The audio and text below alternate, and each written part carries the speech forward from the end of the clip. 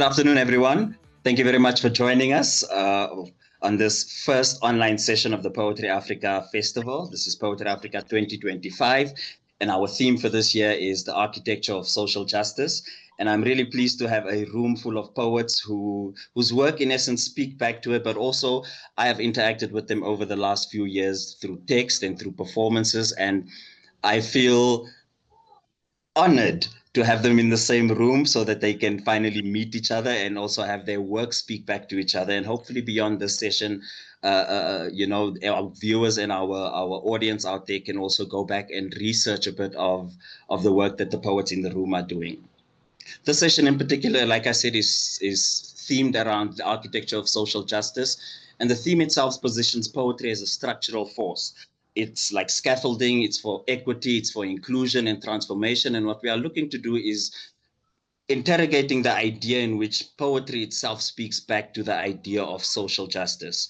And it is my honor to introduce to everyone today the poets that make up the reading for today, the beautiful, lovely, talented Angela Mthembu, who's based here in South Africa. How are you doing, Angela?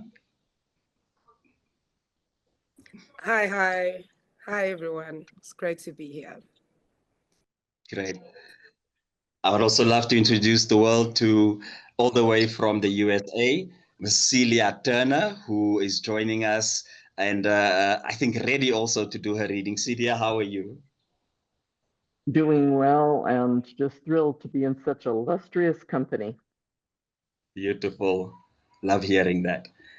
And then all the way from Slovenia, South Africa, and everyone around the world watching and listening, please make some noise for Mijta Lovše. Hi, greetings everyone. I'm happy to be in this company.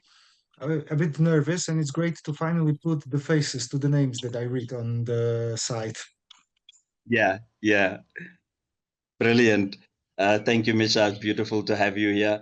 And then finally, South African poet, organizer, and all-round creative, Sabelo Soko is here in the group with us as well. Sabelo, how are you doing, brother?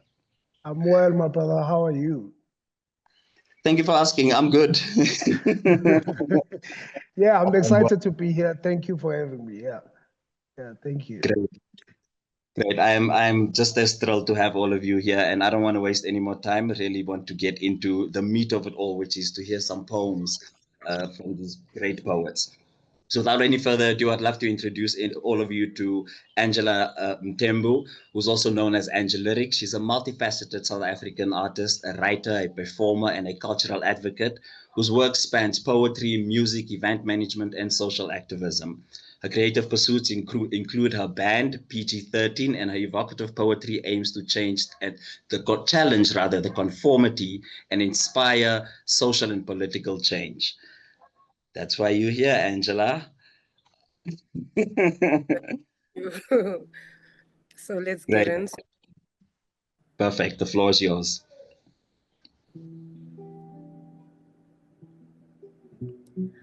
I write this letter for the locked post office, the trees and the bush that howled our burning, for all the places that make woman elegy. A serious reflection, a lament for the dead to the sand mines and the bathtubs that howled our drowning, breathing that turned mural and memorial park.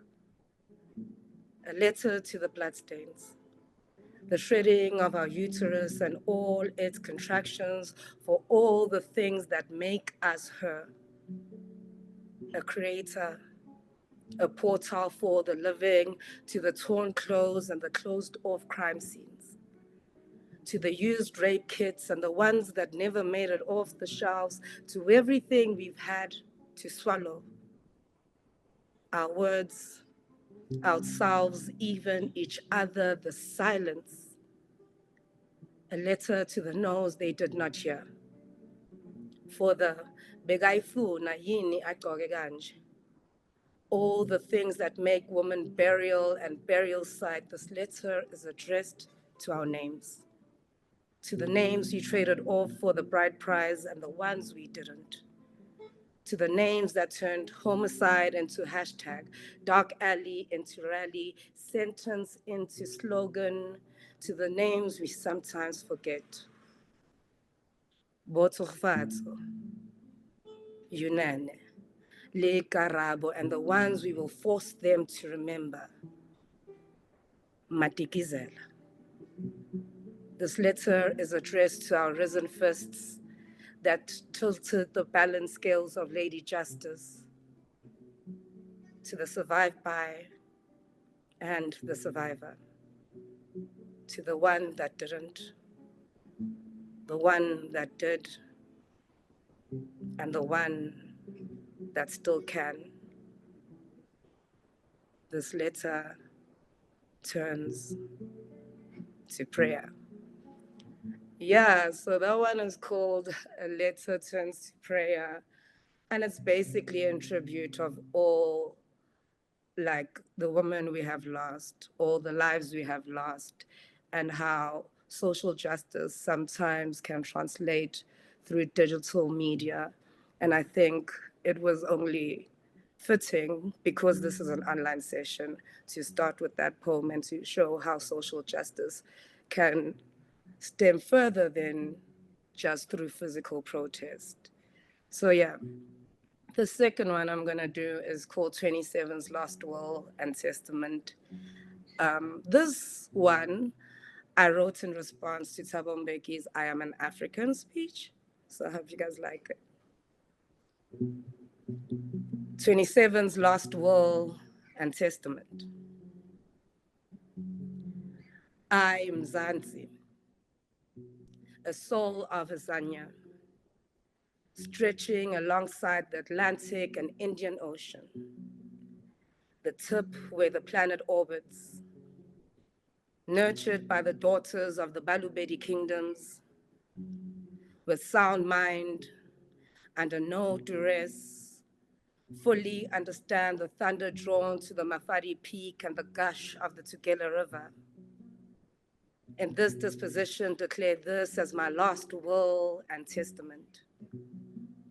As the first Taung child, raised by the Nama tribe, I bequeath the iron shields of Isandlwana and the arms lost in Boipotong to the descendants of treason trials and truth commissions. Cadessa talks and constitutional drafts survived by the Kango and Sterkfontein cave. I leave my transformation to equality and democracy.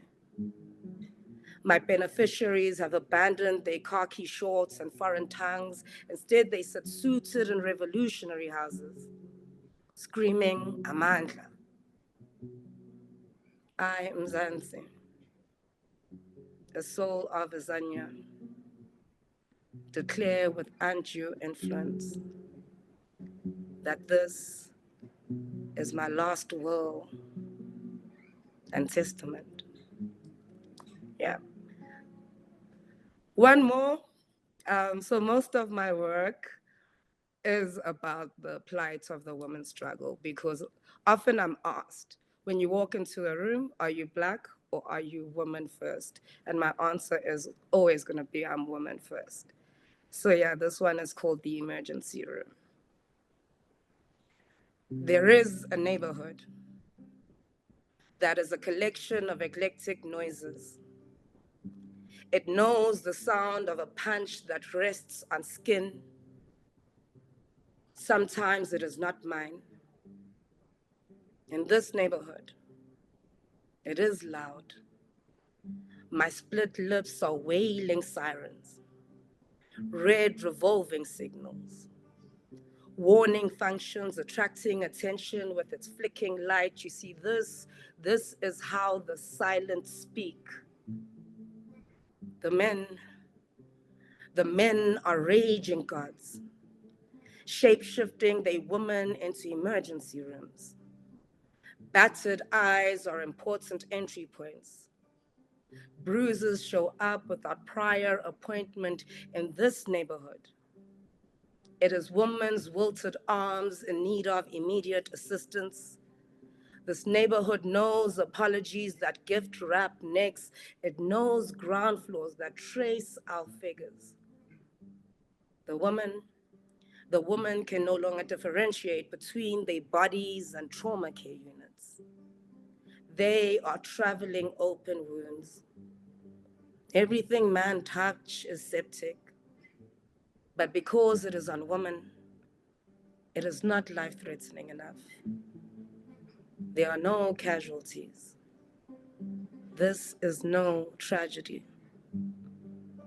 In this neighborhood, the men are raging gods, shape-shifting their women into emergency rooms, shape-shifting their women into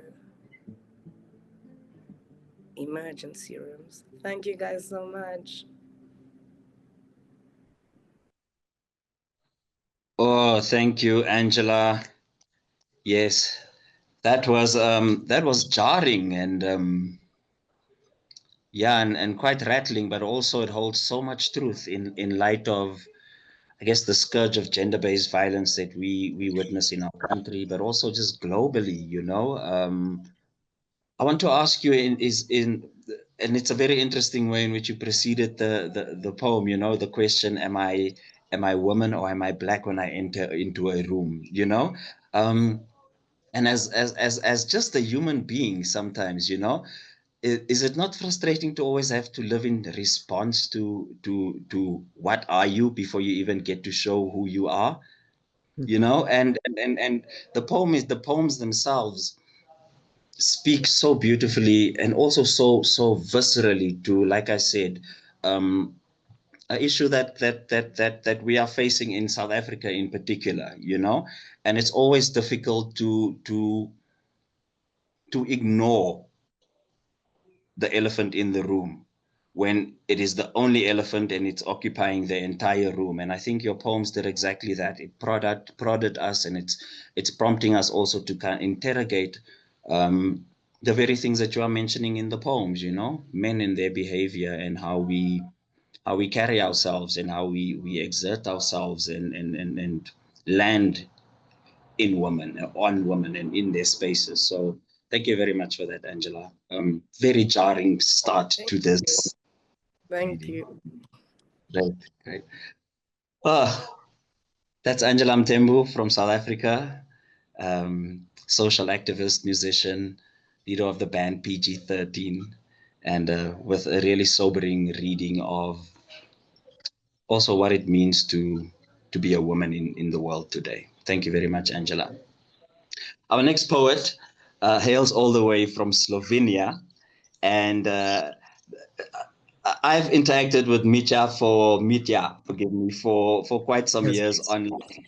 Yeah, through the poetry that he has sent, you know, onto Poetry Potion, and we've also, I think, interacted a bit during Poetry Africa a few years ago.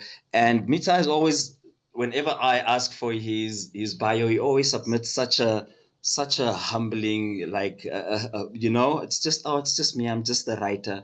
And really, he does a whole lot more than what his bio says. So if you do go into Poetry Africa and you read his bio, he's more than just a writer. He's a filmmaker, he's a performer, he's a director. He works in film and television and in literature. And Mijta, I'm really, really honored to have you in the room with us to hear what it is that you have to say, especially from that corner of the world. Thank you very much for accepting the invitation. Thank you for inviting me. I feel, as I have said, honored to be in such company. So today I'm going to present a couple of already published works. Some of them are also published in several haiku journals. I write a lot of haiku. I'm going to start with a haiku that says, "Can't stop anything, as the wells are on fire and the lives are cheap." And here's the next one. It's a sonnet, "Let This Come Down." A hippie with glasses survived the 80s as a casualty of cocaine and bad haircuts. He re-ups his belief in the goodness with many doobies and no Scooby.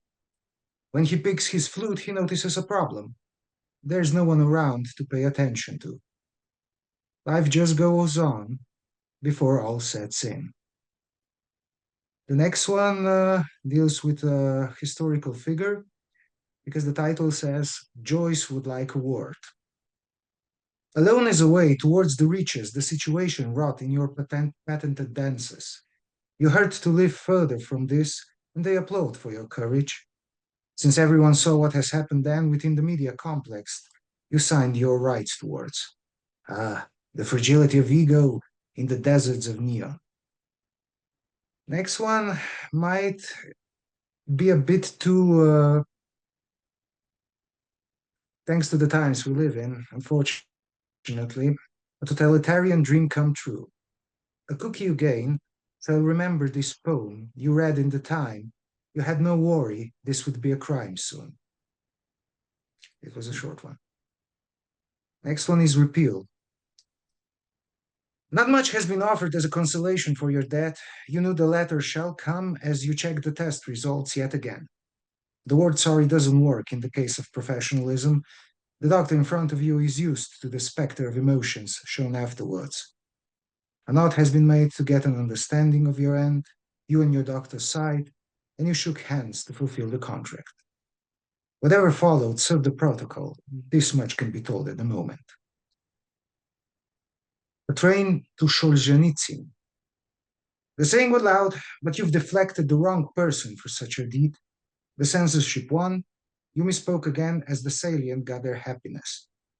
The home is elsewhere. You gained some respect, yet you ended up alone and potentially hurt. No one ever claimed you could have stayed.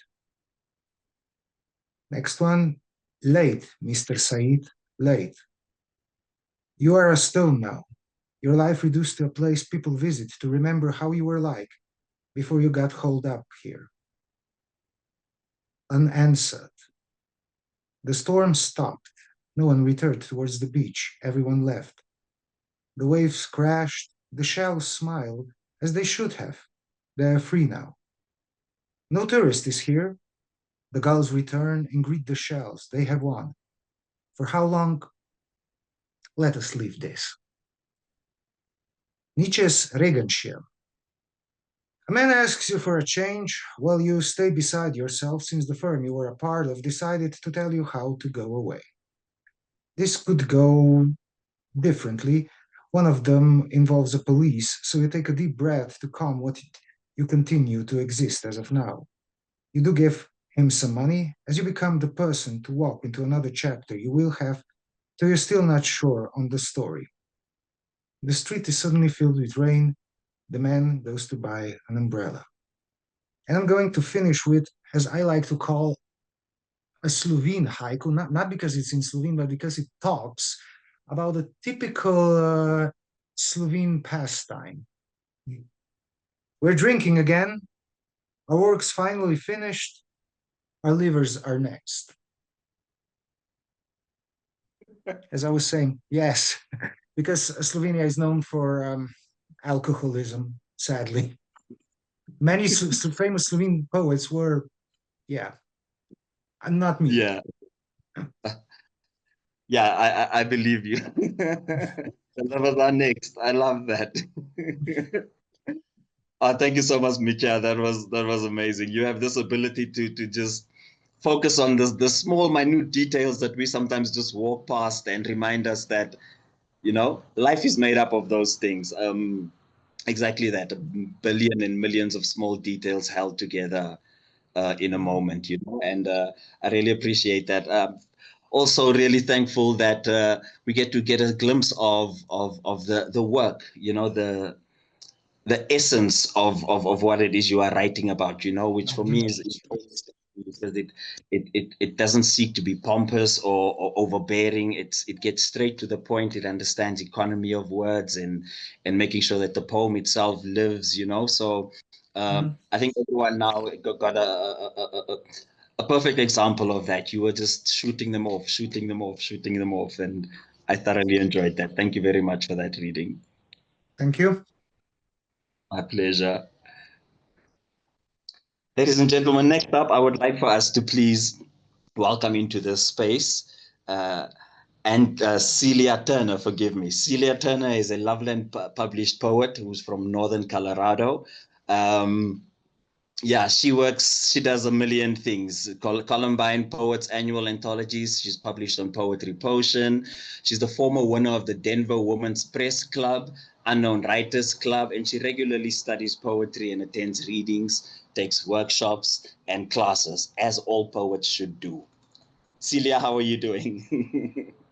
I'm doing really well. Thrilled to be here. Very, very happy to have you. I'm going to hand the floor over to you. Okay.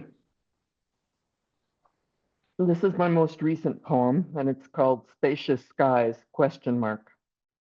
There's an epigraph. Even if you are a beneficiary of the system today, one day you will inevitably become a victim on this land. He Hong, Chinese activist. Have you been brushed by the shadow of a raptor? Daily, those splayed claws descend. Rank rot is in the air. The vulture's red bobblehead peers for more prey to perish in huddled horizons. Every day, his wife throws up in her mouth a little bit more. West becomes more like East. Everywhere, the poor pay. People peer at spore and scat to see who is being consumed. Grateful it is not them yet. Storm. Thunderhead's smoky anvil updo, risen to liberate lightning, while I sit wrapped, night blind, waiting for forked crescendo to illuminate delicate edges of clouds. All around horizon, rumble presages communication of sky with sky, earth, ode ozone, each one enough to power the grid, but we can't capture this mad parade of power. Stay away from the windows, my mother said. I can't. Prestidigitation. Some train stations are like churches, bodies rather than souls, harrowing off towards future or seeking past. Airports may have chapels, but sell life insurance, require cognitive dissonance at 38,000 miles high, eating air at indigestible speeds. Wherever we are entangled, imagining ourselves to be alone is the greatest impossibility of all.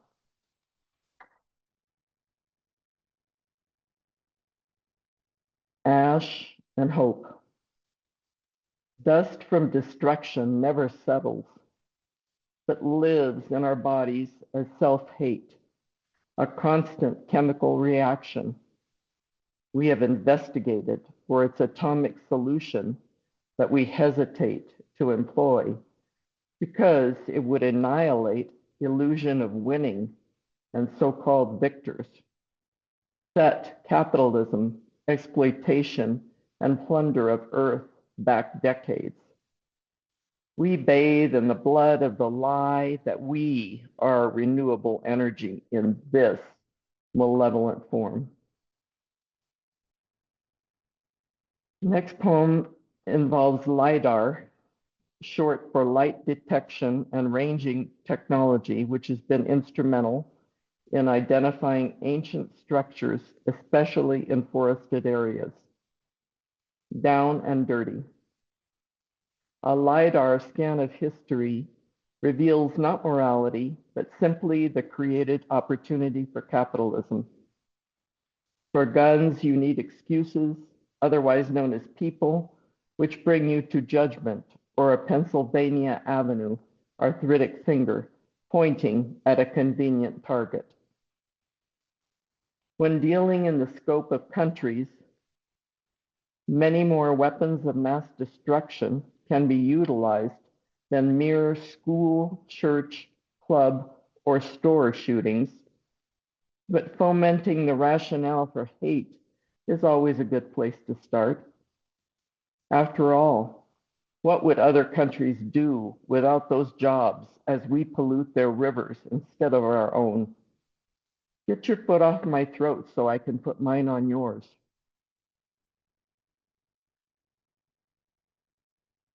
Before, in the beginning, there was silence and golden dawn, before lapping of waves upon rocks, before the satin whisper of bird flight as they scattered, a single tawny feather left behind.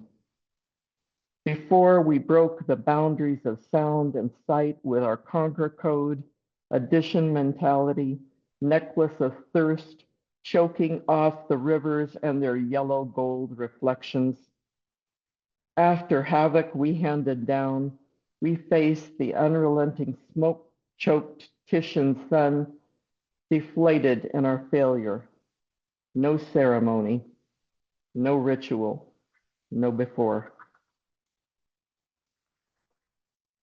When ghosts beckon, utter stillness of bodies graved, buried in their best, row upon row in symmetry, eternal in their rest, roadside relics, crosses adorned with flowers, marking final victory of reaper over ours.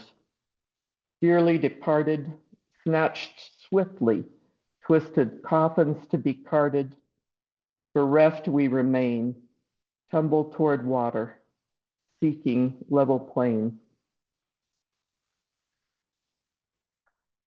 My last is America the Beautiful.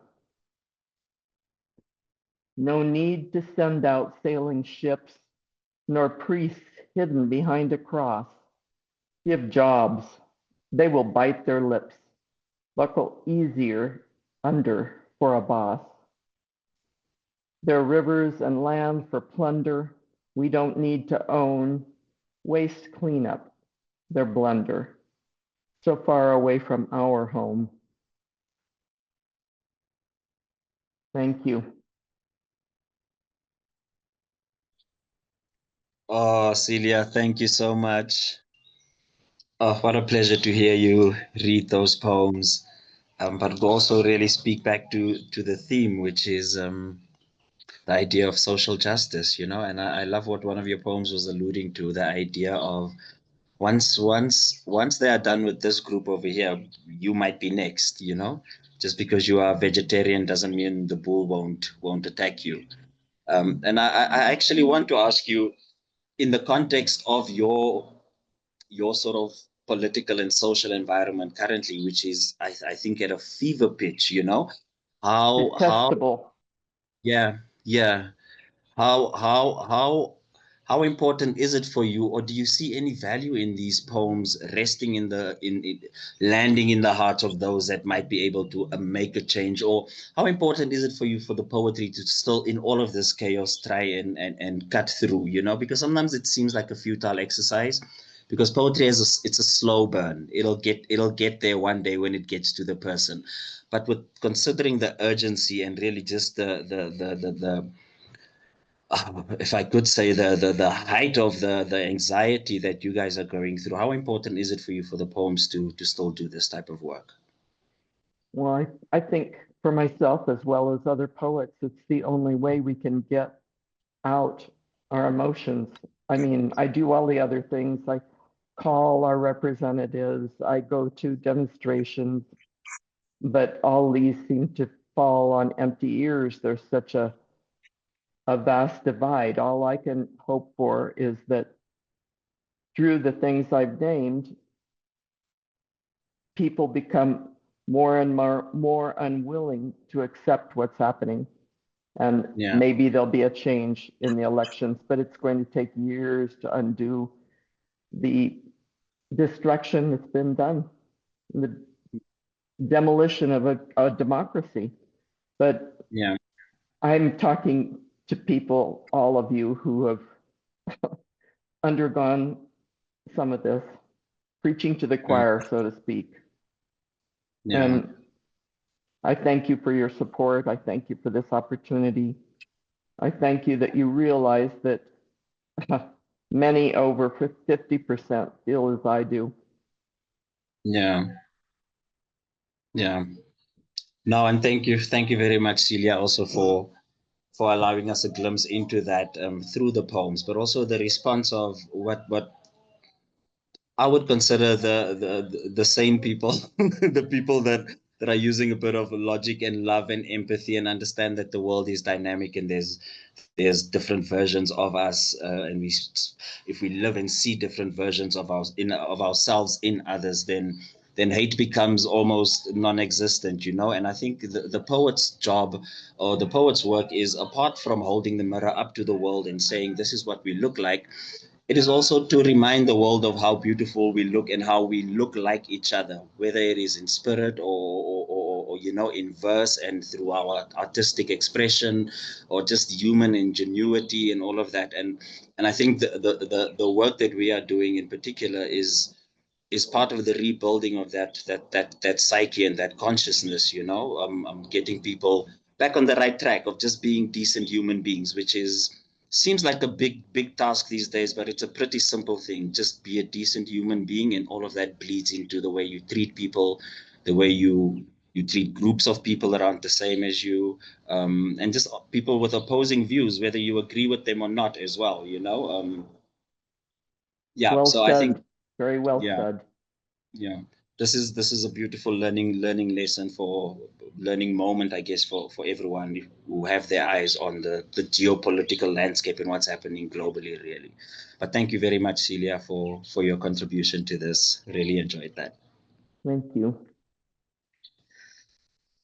I would love to open the floor up to South African poet, organizer, founder of Word Up Sessions, musician. He's got a bit of everything. If there's theater work, then he's done it. If there's television work, he's done it. If there's music, you can go buy it on iPhone, on Spotify somewhere. And also a staunch advocate for indigenous language, the idea of identity and culture and how it rests and sits in our language. And someone that I have known for close to 20 years around the Johannesburg poetry scene. Sabelo Soko, it is an honor to have you here with us. And I'm going to hand the floor over to you, big man. Thank you very much, Dada. Yeah, I think I will start with Ngilala Malunde Lololo ngize nginensila. Iyangilumo kwentelezi nesagila. Ekhanda sengaphila. Njengembila ngiswele umsila. Ukunwaya nanti hlaya lingihlume hlombe. Ngivela bahleke ngindlule bayeke bakhohliwe laba dala mina ngehle emhlane. Ngakhase ematsheni ngenabukeni ngiyovulela ongizalayo isango. Ijuba likaNoah wemuka nozamcolo weziwasho ubaba. Kuleli hlane lenkohliso nemifino. Iqiniso inyame yosiwe lahliwe. Yingakho ngidle emgqonyeni itafula lidekiwe. Bakhulumeke bathi ngiloyiwe. Kepha amanga ngiwazamile ahlulekile. Ukuchaza kahle kahle kushintsha ini. Kwathiwa sathathi kuyeka ini. Ingqondo noma inhliziyo. Kuyeka abantu. Kuyeka umuntu. Engikwaziyo mina ngiseziko. Gazi lawa manzi ayosha nini. Uvuthwe yini lo mzwangedwa osegazini. Ngiboshiwe. Ngilala amalundelo lolo ngize nginensila. Iyangilumo kwezingube sitoksini sikanembeza ngilindile. Umdilikando ngazo mphefumulo. Kuvuleka isihogo elamithunala umholo. Kazi lenyanga iyophela nini? Bese abantu bayabona yini? Ebukhweni bezinja kudliwa ini? Amathambo, isibindi, ingqondo ithambile, kunomzwangedwa usegazini. Ngiboshiwe, ngilala amalunde angizenzile. Landlessness is an issue. If you sleep in the street, here they say you lala malunde. The poem that I just did now, it tries to really position myself in a situation where even the father who could have left me with the land that I could call it my own, left pretty soon before I became a man. So that Amalunde basically looks at that to say that there is this issue where land is a problem, but also it tends to become even a family situation that grows out and it becomes what it becomes. The next piece I'm going to do is Eziko Lamaphupho, which is also within that conversation of umhlaba, land, of the person themselves trying to get to who Sabelo could be, whilst also standing on umhlaba ongekho, or floating, so to say, because if there is no land beneath me, then clearly I must be suspended somehow. Amabhodwe alele ubusika, eziko lamaphupho acontsisa mathe, ubuthongo yindlala. Amabhodwe alele ubusika, eziko lamaphupho acontsisa mathe, ubuthongo yindlala. Yingubo kadonsi isikhumba ngemsebe yelanga. Limbe qolo kuzwele kwisalkazi, phansi kosimakade, sithi mntanomntanami khumbula ikhaya. Kunzima ukulibala ntombi endala, uyahleba umakhelwane ungibize ngomdlwane. Ngoba nakhu mina ngilale emva kwendlu engenamshudo, kwelakithi nginovalo. Ngakhonjwa yinyama ngomune egcekeni, kwashoda amazinyo ngaphuma eceleni, ngayozama izambane ngobuciko bepeni, sengikude kwasekhaya kusekudeni. Baphelile abangani, waphela umndeni. Eziko lamaphupha ngisasoli mina, kwazi mina ngedwa ngibonile. My work also finds interest, if I want, or if you want rather, in the conversation of language. I become very interested in the conversation of language because I come from a town which is situated at the end of Mpumalanga, beginning of KwaZulu-Natal, just next to Eswatini. So it's provinces next to an actual country. So Mpumalanga speaks a mixture of isiSwati, but where we are positioned, it's definitely isiSwati. And also because we are close to KZN, it also touches itself on isiZulu. And then naturally, eklaleni or within the streets, you would find that the languages keep bumping into each other all the time. But there is no specific term to say, let dialect in there, what is it called, right? And it becomes interesting, Quaz, when I come to the city, where sometimes I would use the C's instead of the Q's, which is what would happen between isiZulu and isiSwati. And then you find pushback somehow, because somebody says, me, I cannot really place you within this structure that says you should either be Zulu or should either be Swati. So whilst doing the work and attempting to really be comfortable with the fact that this is how I sound and this is how we speak where I come from, you know, whether we've got this tiny space within the 11, 12, 13 languages that we have, but this is how we speak. We happen to be within the gray. So I work on a project and I get a very, very serious linguist to come in and edit the work for me. So when he does the editing, he then writes the foreword and says, Mabandla kamjokane kandaba, nansi insizwe seseyimfunda makhwela. Translated, you of the nation, here is this young man who is still a novice, who is still an amateur, who is still an upcomer. Now, I did not really get it, whether ngimfunda makhwela in the language that I speak, which is what I circled, my mother tongue, or I am a novice in the space of poetry, which at that particular time I had been doing for exactly 20 years. So it becomes interesting when he says this, but instead of really fighting, because he's a man that I really, really, really respect, I then find myself going back to look at the etymology of the term imfunda makhwela. What is this imfunda makhwela thing? And then it becomes interesting because it opens itself up. To cut a very long story short, imfunda makhwela is an insect that is designed with 4 eyes.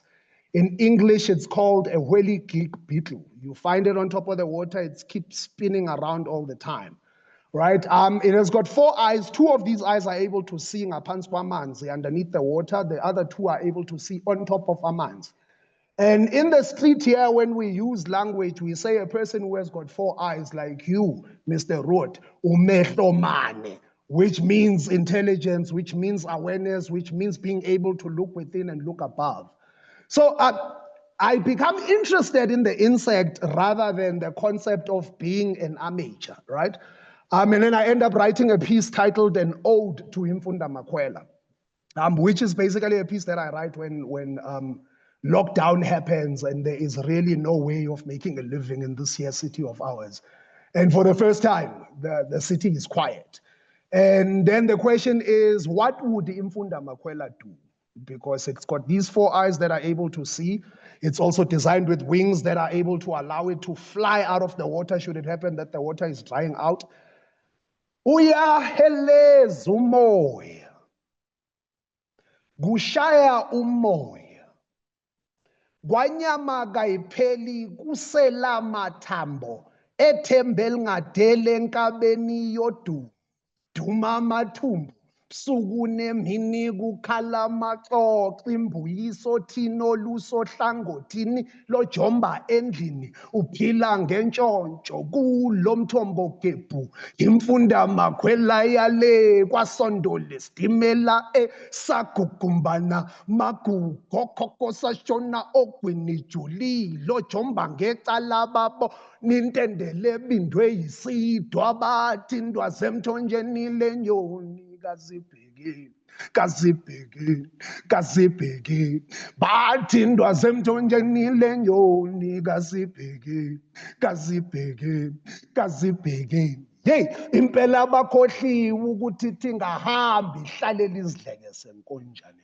Bakhohliwe fukamela ingazalelanga imbenge yomili yenzani.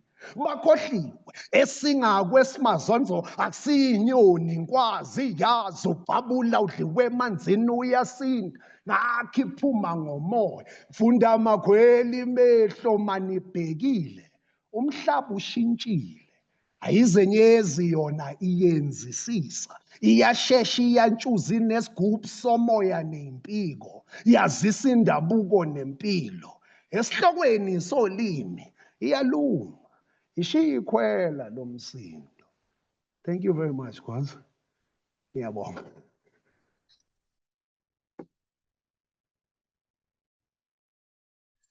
Oh, Sabelo, thank you very much for that. The rhythm there. That's why I love poetry, you know. You went from etymology to entomology, study of words to the study of bugs, and then right back. Thank you also for that, the beautiful context, you know, of exactly that. And I think it anchors right back to what I was talking about with Mijta. It's the idea of finding the things that we walk past every day and then finding deeper meaning in it and excavating, you know, beauty and poetry out of it. And that's something that you do so well, Sabelo. I just want to go to the work that you do quickly in terms of specifically talking about language and how language in itself is also, apart from being a social identifier and a cultural, reciprocal of culture. The work that you do in particular in a space like Johannesburg, where all of us are communicating in English and writing in English, even myself, I moved away from my mother tongue for a long time to write in English, But can you just speak back to how that in itself also holds us and holds poetry as a tool for the architecture of social justice, the idea of my identity, and my idea of my identity is anchored in with you, not just one language, but three different dialects converging in one geographical space, and just what informs sort of your thinking and your intention behind writing like that? I think it becomes interesting when one moves away from the concept of language as just how we sound, like the Q's and R's, and because there is really, the more I get into whether it's Zulu or it's Swati or just any of the languages within the Nguni sphere, you then find that there is actually quite a lot that is carried. So there are concepts that are carried in the language, right? So for instance, like this Imfunda Makwela thing that I was talking about, because when you break the term and you look at the two words that are put together in order to form Imfunda Makwela, it is ukufunda, which is to learn, and ukukwela, which is to climb, right? And then the contraction of the two gives you Imfunda Makwela. But now here's the interesting thing. The language itself is not a depressive language, if you want, or it's not a language with low vibration, right? Instead of me saying to you, you are an amateur, which kind of sounds a bit ish, there is really no space of going forward here. It says, "Uyimfunda makwela." So there is something that says we are going up, right? So I think the more I then come into to language itself, especially within the space where I exist, it then becomes interesting, because for me, it becomes more than just about how we sound, but rather the people who really coined this term first. What is it that they were thinking? Because sometimes you find that as much as we are in 2025, I was reading earlier on online, somebody was talking about absent fathers, right? And how that becomes a thing for the kid who grows up without a father. And the first poem that I did touches on that, but also within the language itself, when somebody falls pregnant out of wedlock, right? There would be processes that get followed within the culture, within the language. And when we step back without really going into those practices, because they would differ from, like, as I'm saying, I'm here right in the middle of KwaZulu and Eswatini. The way we do things here, it's completely different to deeper down you go to KwaZulu. But one essence that you would pick up is that during these damages paying, and the concept is really paying forward and making sure that there is something to look after this kid within this situation that we find ourselves. So I think that becomes the drawing thing for me, to say that as much as I'm in 2025, the language itself is far older than me, and it was coined, and it comes, the etymology, some of the time, if you are willing to do the work, you find that it solves the problems you are facing right now. I love that. You find that the old language is solving the problems you are facing right now. Trust the poet to say something so simple and so profound. It's so true. Our job really is to just take the words that exist already and put them in new orders and new designs and figure out new stories. That's our work as storytellers and as writers. So thank you very much for that, Sabelo, and also just for the context of that. I think it's such an interesting way to look at language and also to just approach self, identity, culture through more than what we sound like, but what is the extra meaning behind this. And thank you for giving context to that.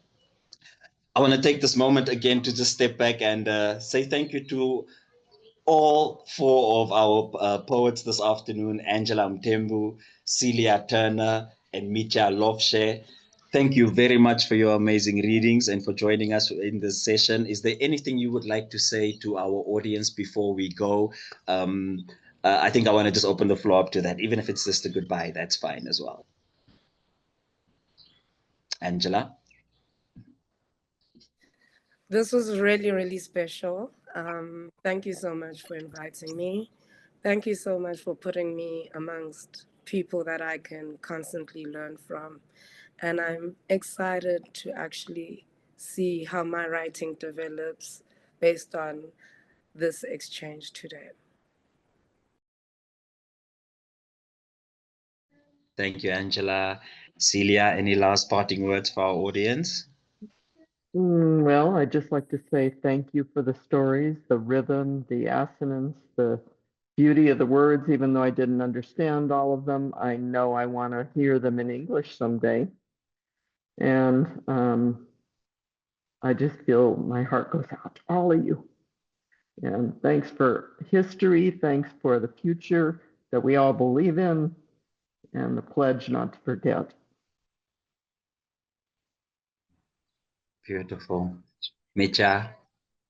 Well, I would also, I kind of feel like I'm copy pasting everyone else's words at this moment, but yes, thank you for this wonderful exchange of cultures, ideas, words. I mean, luckily the camera didn't show me, but I was in complete trance when I was listening to all of you. It was incredible. I have to say that I'm honored to be part of this group. Thank you very much for everything. Really, I appreciate that. Much appreciated, Mijta. Sabelo Soko? Thank you for the opportunity. I really enjoyed being here. I enjoyed everybody's work. Thank you. Thank you. Thank you, Omhut. Brilliant. Thank you so much. Thank you once again, Angela, Celia, Mijta, and Sabelo Soko. And thank you very much to our audience out there for joining in and for listening. Please do yourself a favor and go and check out these poets. Their bios are on the Poetry Africa website. All their work also appears on Poetry Potion. So if you go there, you can go and check their work there. And then do a bit more reading and research on where they published as well, because I think you're in for a very special treat as you saw today. Thank you very much for joining us, and see you guys soon again.